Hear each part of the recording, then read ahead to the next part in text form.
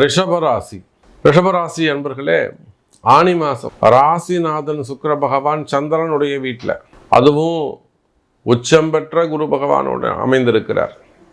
Sir, குருவும் சுக்கிரனும் பகை கிரகங்கள். ஏன்னா இவர் தேவகுரு, அவர் அசுர குரு.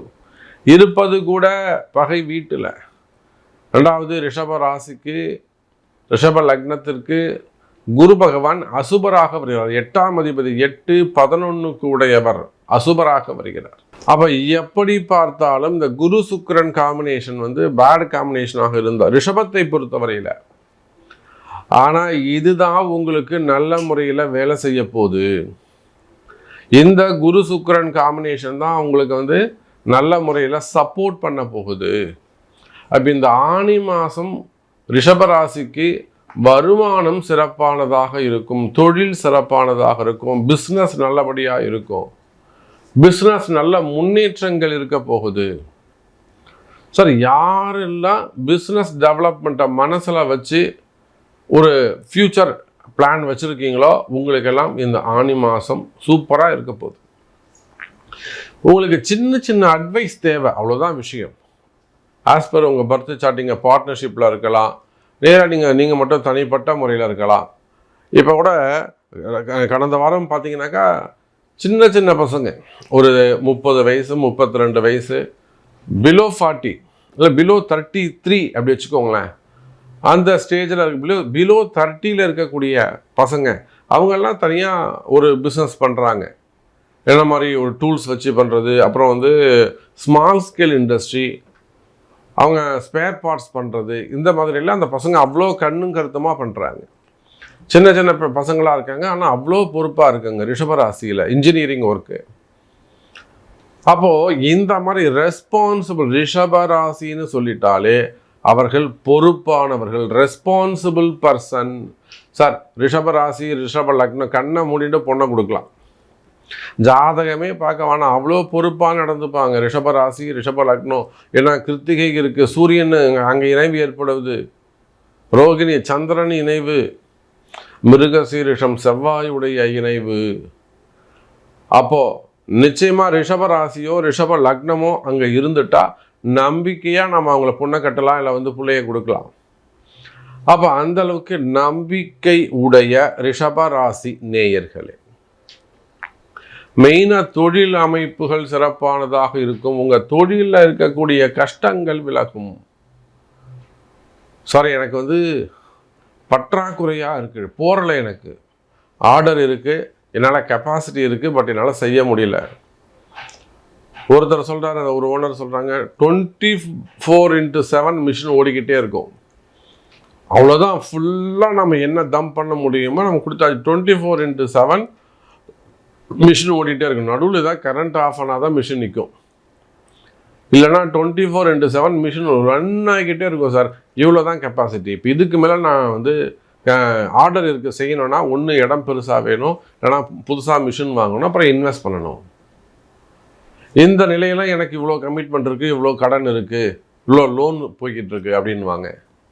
அப்போ இந்த மாதிரியெல்லாம் ஒரு ஃபண்டு டிமாண்டு, பண பற்றாக்குறைகள், ஆர்டர் பற்றாக்குறைகள், மெயினாக பண தேவைகளில் கஷ்டப்படக்கூடிய ரிஷப ராசி அன்பர்களே. அப்போ நீங்கள் இண்டஸ்ட்ரியலாக இருக்கலாம், அல்லது விவசாய பெருமக்களாக இருக்கலாம். ஃப்ரூட்ஸு, தானியங்கள், உணவு தானியங்கள், வெஜிடபிள்ஸு, இதெல்லாம் எக்ஸ்போர்ட் இம்போர்ட் பண்ணக்கூடியவங்க, எல்லாம் விவசாயம் எடுத்து பண்ணக்கூடியவங்க, மசாலா ஐட்டம் பண்ணக்கூடியவங்க. அப்போ ஃபுட் இண்டஸ்ட்ரியாக இருக்கலாம், ஹோட்டல் இண்டஸ்ட்ரியாக இருக்கலாம். அப்போ எந்த மாதிரியான தொழில், ஹாஸ்பிட்டலாக இருக்கலாம், மருத்துவத்துறையாக இருக்கலாம், மெயினாக ஸ்கூல் காலேஜஸ் வச்சு நடத்தக்கூடியவங்க, எஜுகேஷன் செக்டர்ஸ், ஸ்கூலாக இருக்கலாம், காலேஜாக இருக்கலாம். அதே போல் ரெசார்ட்ஸ் வச்சு நடத்தக்கூடியவங்க, அந்த மாதிரியான தொழில் செய்யக்கூடியவங்க, இன்ஜினியர்ஸு, இபி செக்டரில் ஒர்க் பண்ணக்கூடியவங்க, கவர்மெண்ட் ஆஃபீஸை ஒர்க் பண்ணக்கூடியவங்க, அரசாங்கத்துறையில் இருக்கக்கூடியவங்க, ப்ரைவேட் ஜாபில் இருக்கக்கூடியவங்க.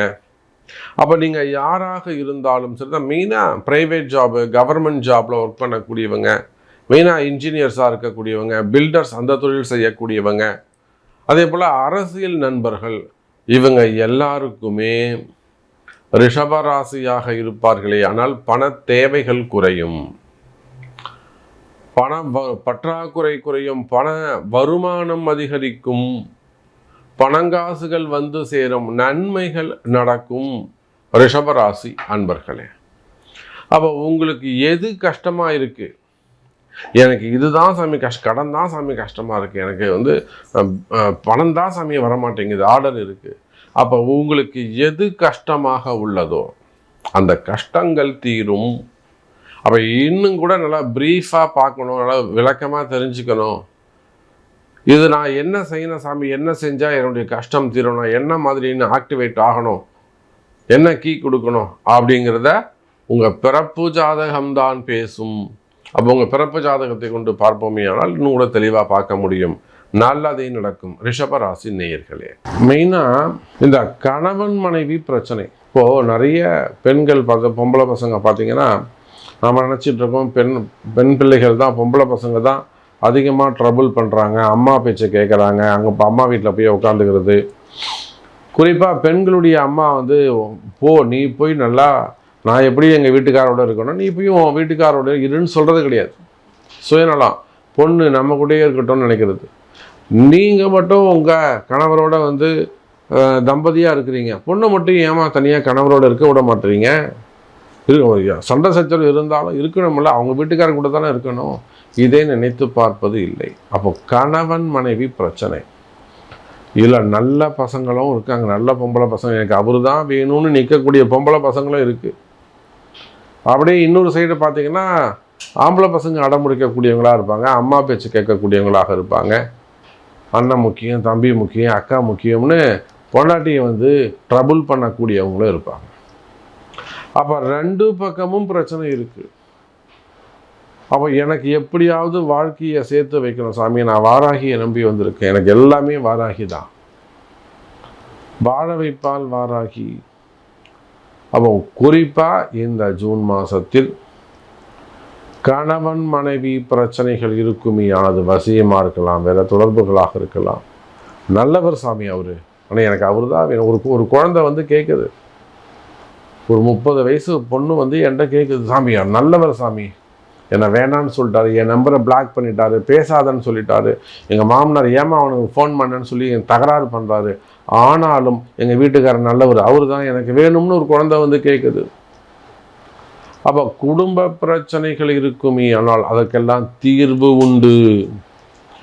எப்போ இந்த தீர்வு கிடைக்கும், எப்போ இந்த பிரச்சனை தீரும், எப்போ சாமி நாங்கள் சேருவோம் அப்படிங்கிற கேள்விகளோடு வருவீர்களே, ஆனால் நாங்கள் பிரிஞ்சிட்டோம் சாமி, எங்கே எப்படியாவது சேர்த்து வைக்கணும், கோர்ட் இருக்குது, கேஸ் இருக்குது, வம்பு வழக்கு இருக்குது, எனக்கு அதெல்லாம் கேன்சல் பண்ணிவிட்டு என் பொண்டாட்டி எனக்கு வந்துடணும். பிரிந்த உறவுகள், அது காதலாக இருக்கலாம், காதல் ஏமாற்றமாக இருக்கலாம், காதல் திருமணமாக இருக்கலாம், செகண்ட் மேரேஜஸாக இருக்கலாம். பிரிந்த கணவன் மனைவிகள் ஒன்று சேரக்கூடிய வாய்ப்பு உண்டு. வாழ வைப்பால் வாராகி, பரிகாரங்கள் கை கொடுக்கும். உங்களுடைய பிறப்பு ஜாதகம் பேசும். எனதருமை வாழ வைப்பால் வாராகி. மீண்டும் வேறொரு அற்புதமான பதிவில் உங்களை சந்திக்கிறேன். நன்றி, நமச்சிவாயம். ஜெய் வராகி.